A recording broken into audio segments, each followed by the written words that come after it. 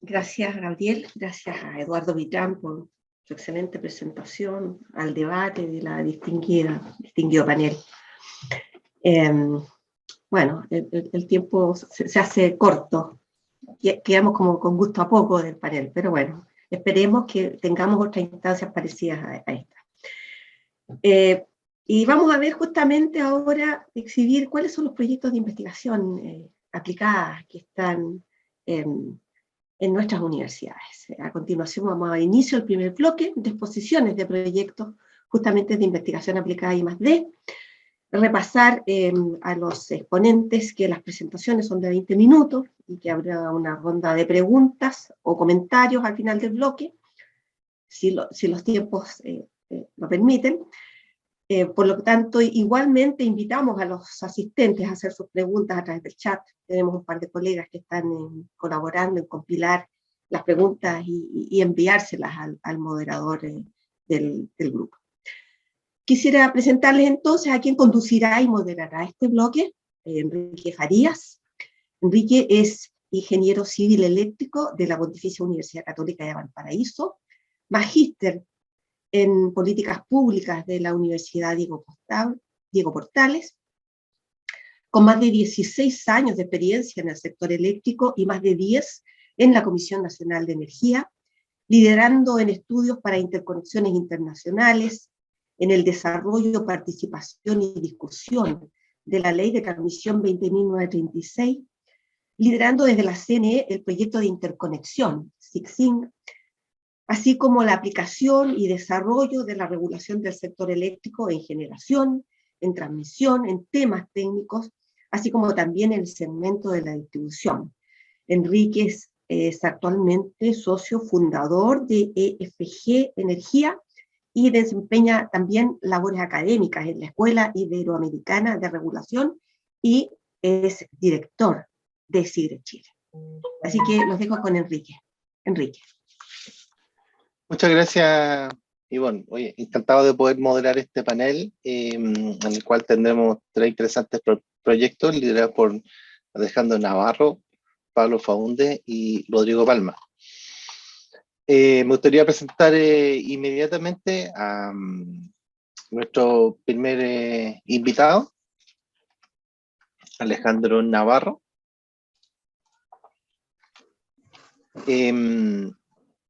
Don Alejandro es doctor en energía eléctrica y magíster en sistemas de potencia de la Universidad de Manchester, magíster en políticas públicas de la Universidad de Chile y magíster en ciencias de la ingeniería e ingeniero de la Pontificia Universidad Católica de Chile.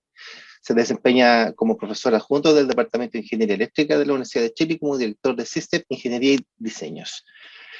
También como experto en el área ha participado tanto en proyectos de investigación y consultoría en Chile y en el extranjero y como docente invitado en diversas universidades de Latinoamérica. Su proyecto, denominado Generación Distribuida y Sistemas de Distribución, aplicación realista de gran tamaño, sobre el cual nos presentará, busca determinar los impactos de vehículos eléctricos, generación distribuida y bombas de calor en sistemas reales de distribución para visibilizar que hoy se puede avanzar bastante en la adopción de estas tecnologías, sin que se provoquen problemas en la red y sin la necesidad de soluciones extremadamente complejas. Así que, estimado Alejandro, por favor, si puedes comenzar con tu presentación. Muchas gracias por asistir. Gracias. Mira, ¿me confirman que me pueden escuchar y ver la presentación? Sí, te escuchamos, Alejandro, y vemos la presentación.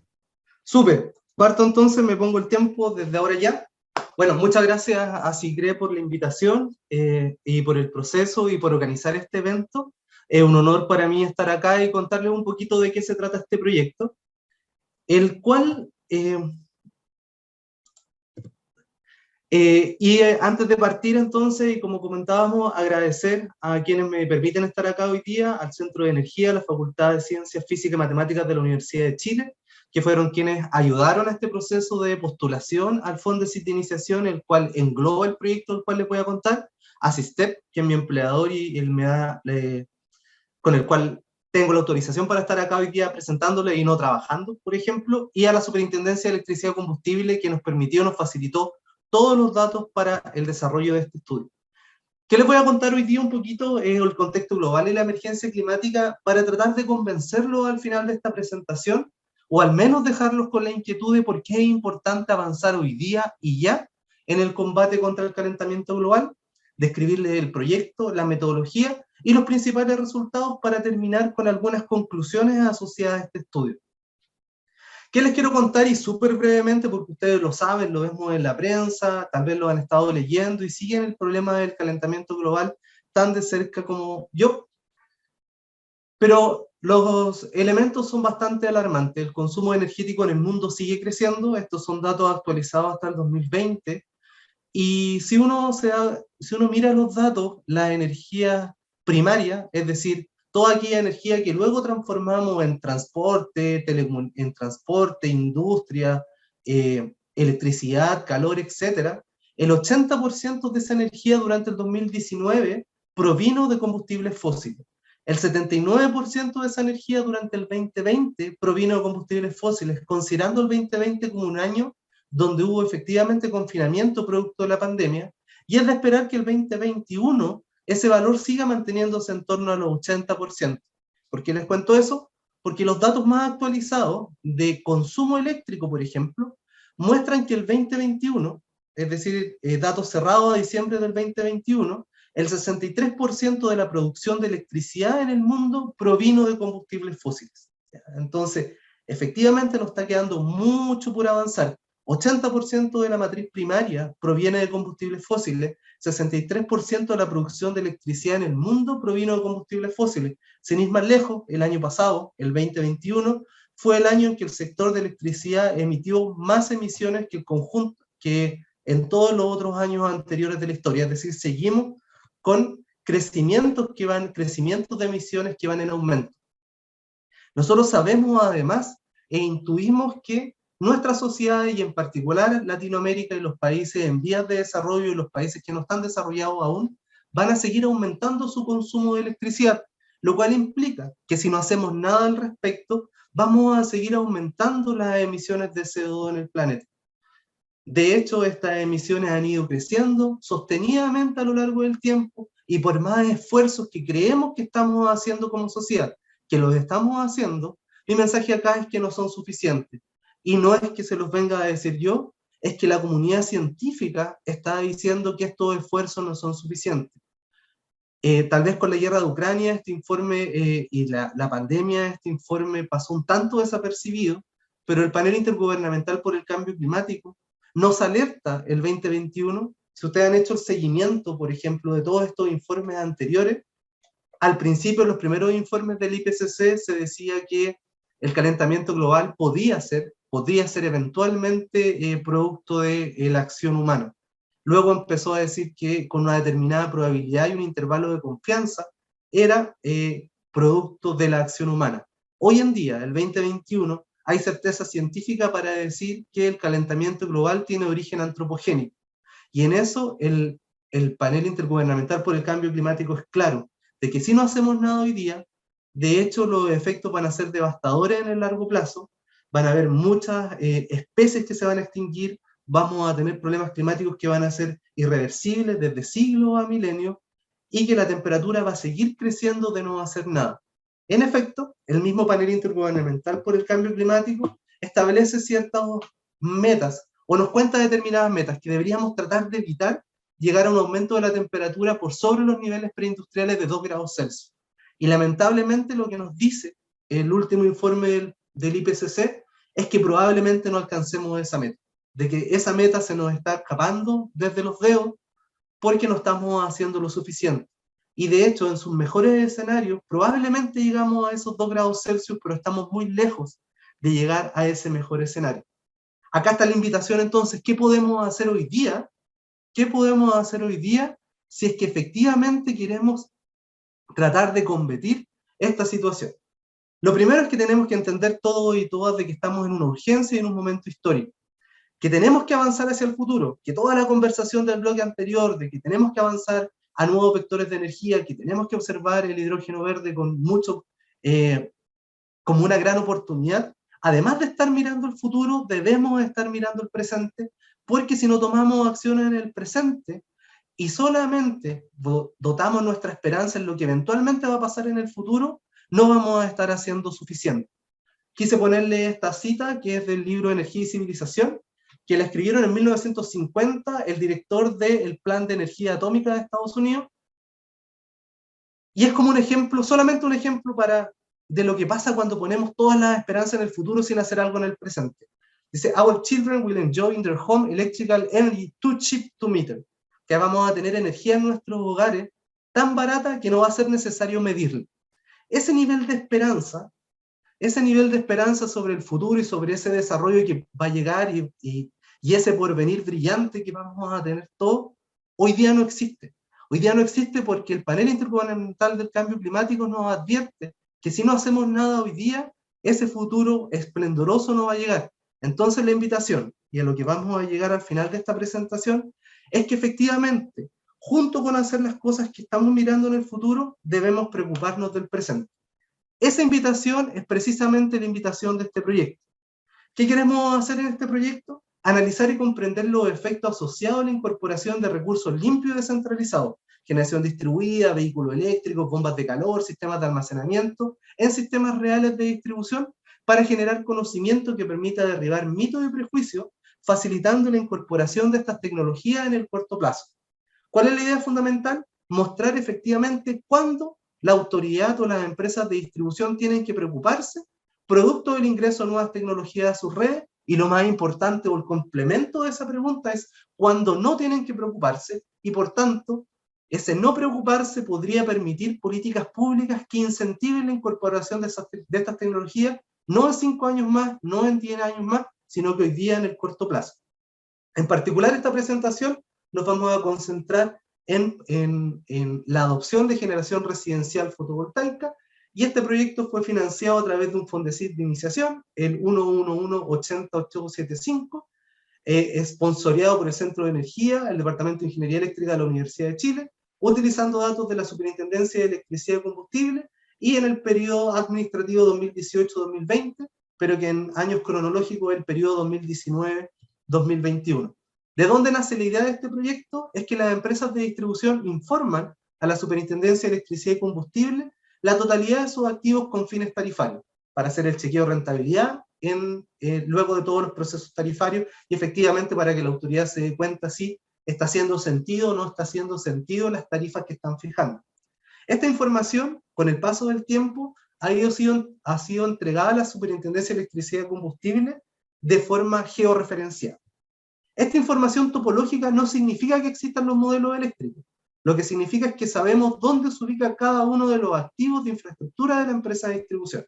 Entonces, el paso que hicimos en este trabajo fue transformar esta información de infraestructura que está georreferenciada a través de teoría de grafos en modelos topológicos que permiten tener a toda la red conectada, resolviendo los problemas de conectividad, enmayamiento asociado y coherencia de los datos. Y una vez que tenemos estos grafos, estos modelos topológicos de la infraestructura de distribución, los podemos transformar en modelos eléctricos. Una vez que tenemos estos modelos eléctricos, entonces, podemos poblarlos con datos de demanda, podemos poblarlos con generación distribuida, podemos poblarlos con vehículos eléctricos, podemos poblarlos con bombas de calor, correr los flujos de potencia, y entonces con eso entender cuáles son los verdaderos impactos de estas tecnologías en el sistema real de distribución. Para responder qué pregunta, o una hipótesis de trabajo, si es que se puede incorporar un alto volumen de generación distribuida sin necesidad de medidas de mitigación adicional. ¿Qué hicimos entonces en este sentido? Lo que realizamos fue tomar la totalidad de la información que nos proporcionó la Superintendencia de Electricidad y Combustible para la totalidad de redes de distribución de Chile, y entonces elegimos un par de ciudades para levantar su infraestructura de distribución eléctrica. Así, por ejemplo, Santiago para revisar vehículos eléctricos y generación distribuida, Temuco, Coyhaique y Aysén para poder revisar, por ejemplo, la electrificación del calor, etc. Para los resultados de hoy día nos vamos a concentrar en la totalidad de la red de media tensión de distribución de Santiago, que son las empresas de Enel Distribución, para 33 comunas de la provincia de Santiago, EPA, que es Empresa Eléctrica de Puente Alto, para la mitad del área de Puente Alto, ICG, que tiene suministro en el sur de la del área metropolitana, en las zonas de La Pintana y también en parte de Puente Alto. Es decir, el Gran Santiago modelado. Se modelaron más de 500 alimentadores que representan 6.834 kilómetros de red, algo así como 9,3 gigavoltampers de transformadores de distribución conectados, que representan algo así como 36.000 transformadores de distribución en esta red. ¿Qué modelamos entonces cada uno de esos 500 alimentadores? Un ejemplo de ese alimentador es el que observan en la figura. ¿Y qué modelamos entonces para cada uno de esos alimentadores? Distintos niveles de adopción de la tecnología baja en emisiones de carbono, en este caso de paneles solares, desde 0%, 10%, 20%, 30%, hasta 150%. ¿Qué significa este nivel de adopción en porcentaje? Lo definimos como el nivel de generación distribuida con respecto a la capacidad instalada del transformador de distribución que lo abastece. Dicho en fácil, por ejemplo, si el transformador que abastece una determinada red de baja tensión es 300 kVA, un nivel de adopción de 10% significaría que agua abajo de ese transformador hay 30 kilowatts de generación distribuida conectado a la red. 100% significaría que tenemos toda la capacidad de ese transformador conectada en términos de generación distribuida, agua abajo de ese transformador en particular. Ese análisis entonces de 0 hasta 100%. ¿Cómo definimos el hosting capacity? ¿Qué es lo que andamos buscando? Andamos buscando aquel nivel de adopción de generación distribuida que no provoca problemas técnicos en la red, de manera tal que las autoridades, los policymakers, las empresas de distribución sepan cuándo empezar a preocuparse y cuándo no preocuparse. ¿Qué métricas de análisis se utilizaron? Regulación de tensión, los niveles de corriente en los conductores para evitar sobrepasar la ampacidad de los conductores, los niveles de potencia en los transformadores para evitar sobrepasar la capacidad de transporte de esos transformadores y las pérdidas en el sistema para poder observar. ¿Cuáles fueron los datos de entrada? Los datos de entrada fueron las mediciones que proporciona el Coordinador Eléctrico Nacional en las subestaciones primarias, en su sistema de medida y monitoreo, donde hay mediciones cada 15 minutos, algunas están a nivel de alimentador de las subestaciones primarias, otras de transformador de distribución en estas subestaciones primarias. ¿De dónde vienen los datos para modelar los perfiles residenciales? Del explorador solar para la ciudad, en particular para la ciudad de Santiago, utilizando el mes de máxima radiación solar para efectivamente observar cuáles son los principales efectos de la incorporación de estas tecnologías sobre la red. Dicho eso, entonces, ¿cómo se modeló esto? Imaginémonos una línea de tiempo del día y nosotros sabemos que tenemos un consumo que cambia durante el día.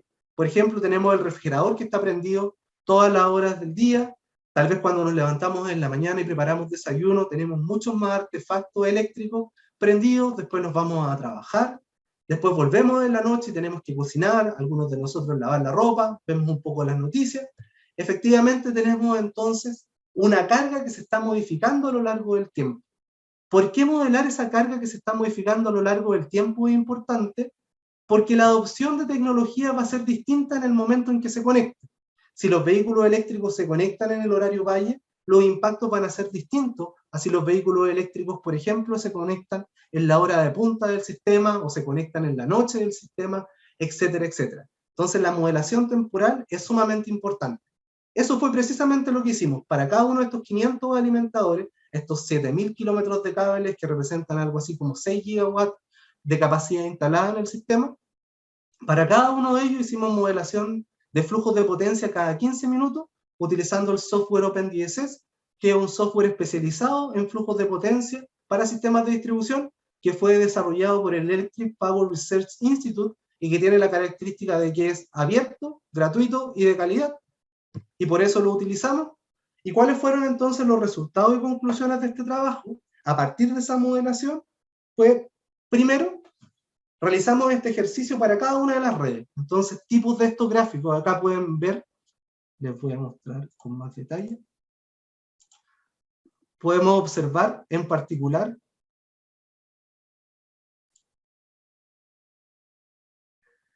un alimentador real de media tensión que está abasteciendo estos puntitos rojos que son los transformadores de distribución.